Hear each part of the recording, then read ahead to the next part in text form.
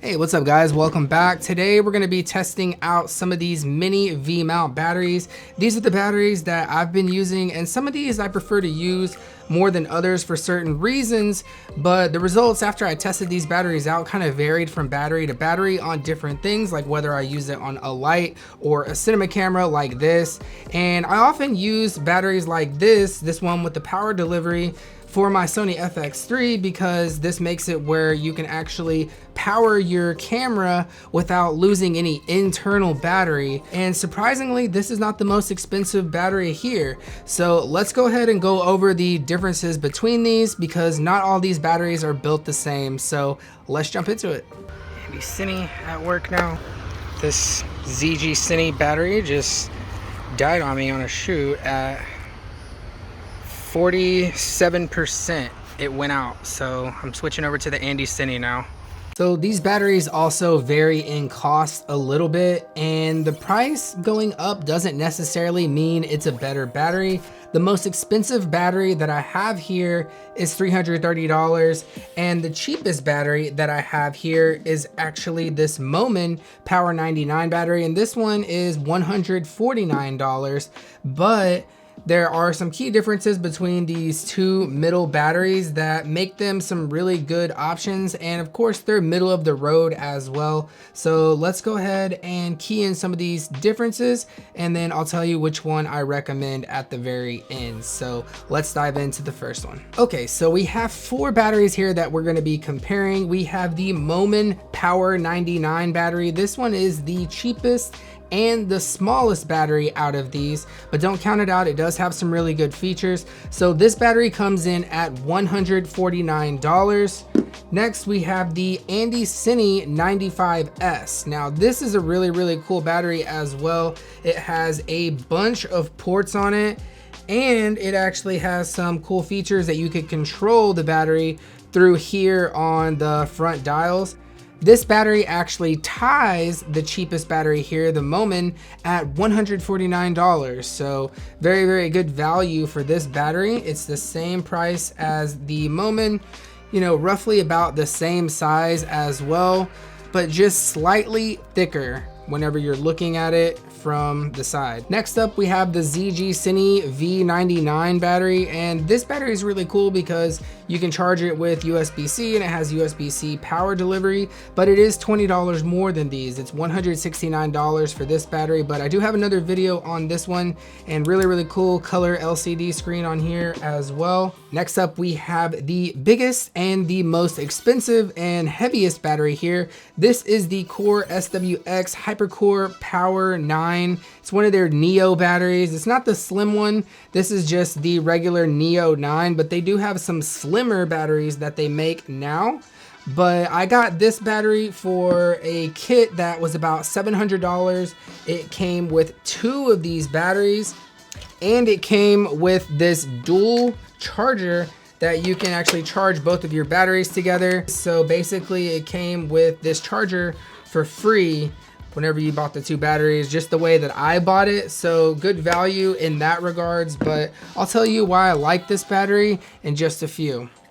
By the way guys, that's one thing that we're going to talk about, is none of these batteries really come with a charger except for the ZGCine. It actually comes with cables for recharging it, but none of them come with a P-tap charger. You would have to add one of these on if you want to charge them through their P-tap. You can get something like this charger I got on Amazon, and you can plug these in directly through their P-tap on the side of the battery. And this one even has a little LED indicator that shows you how much power percentage that you're at in your battery. Or alternatively, you'd need to get a V-mount charger like this that powers through the BP ports on the bottom of the batteries. So for size, I would give the point to the Moman. It is actually the smallest and lightest battery out of the bunch here. But for price, I would actually give the point to the AndyCine, because it's the same price as this small Moman battery, except it has more ports and some other cool features like the LCD screen and different things that we're going to talk about in just a second. One test I had to do was the Sony FX6 test, because this is the camera that I use out on my commercial jobs when I'm out getting paid for my video work. So I have the FX6 set up here with the Atomos Ninja 5 monitor. I know it's just a common monitor that a lot of you use, but it's also a very power hungry monitor. And I have an XLR shotgun on here, the Deity S-Mic 2S powered through phantom power with the camera. So that's the setup here, of course 70 to 200. And I'm gonna power this camera through each of these batteries and see which one lasts the longest, because they do have slightly different wattage hours on these batteries, but the results was actually pretty surprising. Next, we're gonna talk about the different ports on these batteries, because some of them only have 2 ports, some of them have like 5 or 6 ports. But one thing they all do have is the BP port underneath the battery. So they all have that, just a standard V-mount battery plate that powers your camera through a plate just like this, or your light, or you know, something like that, or monitor. So first, the most expensive battery here actually has the least amount of ports. Let's go ahead and get that out of the way. So the Core Neo 9 battery has 1 P-tap out on top and 1 5-volt USB-A on top. And I say USB-A like that because some of these have some better options. Next, we have the ZGCine V99, and it has 3 output ports on it. You have the traditional P-tap port here on the side. On top, you have your 2 USB outputs. You have a quick charging USB-A port, which means it can do 5-volt, 9-volt, or 12-volt output. It's an adaptive port. And you have a USB-C port that is capable of power delivery, which means that you can actually charge your camera battery at the same rate that it's using it in your camera. Therefore, you don't lose any internal battery with this power port right here. And there's another USB-C port here on the side, because you can use a laptop charger or a power delivery USB-C charger to actually power into this battery. So you can charge this battery with USB-C. All right, now for the AndyCine 95S. So this battery has all of the ports on top, and you can see there's a lot going on here. So there are 2 P-tap ports, so you can charge these batteries through their P-tap port, or you can output a USB quick charging port that is adaptive to 5-volt, 9-volt, and 12-volt output. You also have a USB-C port that is capable of power input and output. So you're able to actually charge this battery through this port or output power through it. And you have this DC port here that you can change with the different buttons here on the battery. To enable the USB on this AndyCine battery, first you wake the battery up, then you hold on the USB button for 3 seconds, and you'll see the little USB light come on. And to enable the DC, you have to change the voltage before you turn it on. So you just double tap through here, and you go through 7.4, 9-volt, and 12-volt outputs. And then once you decide, you just hold on this DC button, and then that turns on the DC port at whatever voltage you selected. Next up, we have the Moman battery, which also has 2 P-taps, just like the AndyCine. And on top of the battery, it has 2 regular 5-volt USB-A output ports. So not quite the same as these 2 batteries here when it comes to USB output. These have USB-C and USB-A quick charging capabilities, and these 2 batteries just have the regular 5-volt USB-A ports. After my testing, I haven't been able to get this AndyCine battery to take a charge back in through the USB-C port. It says in and out here on the label, but it won't take a power in from the USB-C cables that I have, and I have some quick chargers as well, like my drone charger and things like that, but it's not taking a charge in for me. But it does output power through this port, and whenever I'm using it with the FX3, I find that I'm still losing a little bit of internal battery, like 1 or 2% per hour. Very slow trickle. So not terrible or anything like that.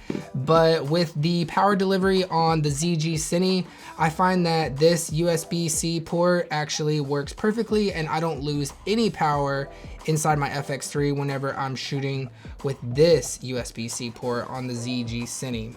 So for the ports, I would go with the AndyCine battery. It does have the most options for you. It has the quick charging and the USB-C capabilities as well as DC. Plus you can customize it with the different functions here on the battery, which none of these other batteries do that. So for power options, I would say the AndyCine takes the cake. All right, this is a quick one for battery indicators on the side. The Moman has one, it's green. You have to hold it to actually see it.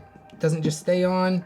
On the AndyCines, it's on the other side, has a nice, really cool blue fade as the battery is dying. And then on the ZGCine, it has a battery indicator button on the side, but there are no lights or indicators on the side of this battery. It's only on the LCD screen here on the front. And then the core battery has 4 LED lights on the side that indicate the battery. So as far as the side battery light indicator, I would have to give all of them a point except for the ZGCine. Doesn't have a side battery light, but I'll give 2 points to the AndyCine just because it's kind of a cool looking light that fades up and fades down as it's losing power. So I'll go with the AndyCine, 2 points. All right, next up, let's go ahead and talk about the LCD screens. This one is easy to get out of the way. This is the Moman Power 99. It doesn't have an LCD screen on it at all, so it won't be getting a point for this round. Next up, we have the AndyCine 95S, and this screen is nice, although it does time out really quickly though. You have about 15 to 20 seconds to have the screen on, and then it goes back to sleeping screen state. So you have to keep hitting this button here on the side. See, it just powered off there. So you have to keep hitting this button to keep looking at your battery indicator on the screen there. Next up, we have the ZGCine, and the ZGCine has the coolest looking screen. It's full color. It's nice, you know, you can read it really, really clearly and see it from far away as well, like whenever it's up on a light stand or something like that. But you do have to tap the button to brighten up the screen, but that's the only function is the battery indicator light, and whenever you're recharging it, it looks pretty cool too. And next we have the core battery, and this battery lights up if you hold on the button on the side. Otherwise, it goes into this dark state, but whenever you're holding on the button, we can see here that it shows the battery power indicated by this big circle. And what I like about this battery in particular is that it shows you how much time the battery actually has left in minutes, as opposed to percentages. You have the percentage on there, but it tells you how many minutes left you have on your camera. So this makes it the most professional option for what it displays on the screen. So I will actually give this point to the core battery just because I like that minute by minute option. And whenever I'm going on a professional set and using these batteries and getting paid to do my work, I noticed that other camera operators and DPs are using this brand of battery as well. So it's just more of a professional option. And this one is a bonus category because none of these batteries have a way to mount them, except the AndyCine has 1/4 20 threaded hole here on the back, which makes it a little bit more useful to mount in a way. Let's say you don't have a V-mount battery plate, but you still need all these power options, then you could literally just screw in a little cine arm into this or a ball head and stick it wherever on your camera. So that is a bonus point for the AndyCine. It just gave that one little 1/4 20 thread there. All right, first let's talk about the cinema camera test because the results kind of surprised me, kind of didn't, but certain things surprised me that shouldn't have. The Moman Power 99. This is a 99 watt-hour battery, but this one actually came in last place at 2 hours and 45 minutes for this battery. So 3 hours was about the average for these. All right, next up we have the AndyCine 95S. This is a 95 watt-hour battery, although it outperformed the Moman by 15 minutes. This battery timed out at 3 hours. So it has less wattage hours, but it actually lasted about 15 minutes longer, and that matters. Next up, we have the ZGCine, which clocked in right at 3 hours as well. So it actually perform the exact same amount of time as the AndyCine 95S, which is actually less watt hours than this one. This is a 99, this is a 95, but they lasted the same amount of time. Next, we have the Core SWX battery, which is a 98 watt hour battery. And this battery actually beat the crap out of the rest of these batteries. It clocked in at 3.5 hours.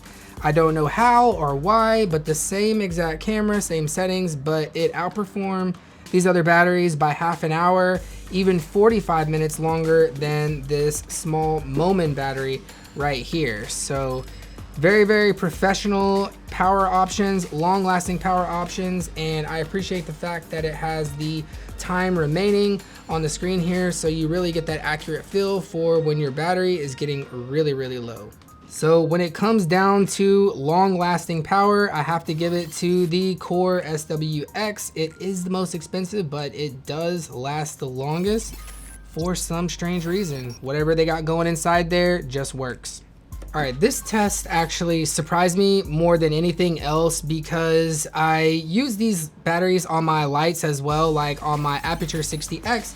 That's actually the light that I take with me to a lot of weddings and things like that.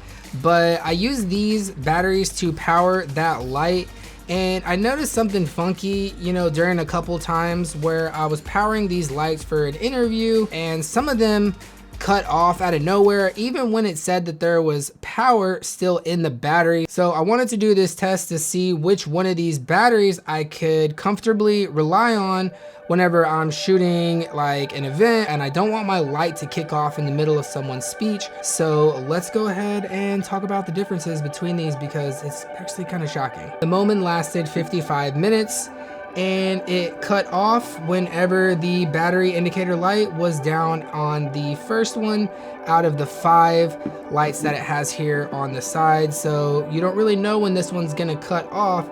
All you have is the battery indicator lights on the side. So the AndyCine battery actually came in at only 3 minutes better. So basically the same. So this one came out to 58 minutes, but it actually cut off whenever it still said 28% here on the battery screen. So that kind of startled me, you know, whenever you think you still have plenty of power and the battery cuts off. Now with the ZGCine, this is the one that actually shocked me the most because this battery only lasted 45 minutes on the Aputure 60X and it still showed that there was 40% on the screen here. So my light just cut off whenever it said 40% on the screen and it only made it 45 minutes. So the least amount of battery performance on the Aputure light with this ZGCine battery.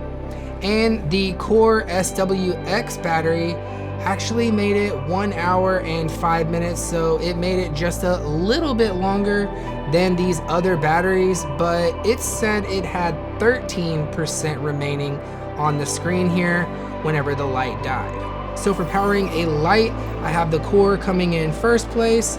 I have the AndyCine coming in second place. I have the Moman coming in third place, and then the ZGCine doing the worst on this one. All right, so what it all boils down to is which one would I actually go back and purchase if I was to do it all over again? Well, this battery looks really nice when I'm on commercial shoots and professional jobs and things like that. But I have also seen these other batteries on shoots as well, powering Blackmagic cameras and lights and monitors and different things like that. And I actually had a really good talk with another DP recently that was shooting on Blackmagic that really liked this ZGCine battery. She had it mounted on her Ronin while she was powering her different accessories and follow focus and things through it. And the power delivery on this battery is just really useful for things like not losing internal camera battery. But if I was gonna choose one of these batteries, I would pick probably the Core, just because the time remaining LCD screen on here, it's just really nice and helpful. So when I'm on professional sets, I would go with the Core, but if I'm using my FX3 on a professional set, I actually prefer the ZGCine or the AndyCine because of their power delivery options. And the Moman is just great for a small, compact rig. If you want to keep things really light, small, and compact, but you don't necessarily need that power delivery option, then this is a good option too for its size and weight. If you guys enjoyed this video, be sure to hit that like button. It really does help out. And subscribe for more filmmaking gear tips and tutorials just like this one. Shoot for the stars, and I'll see you very soon in the next video.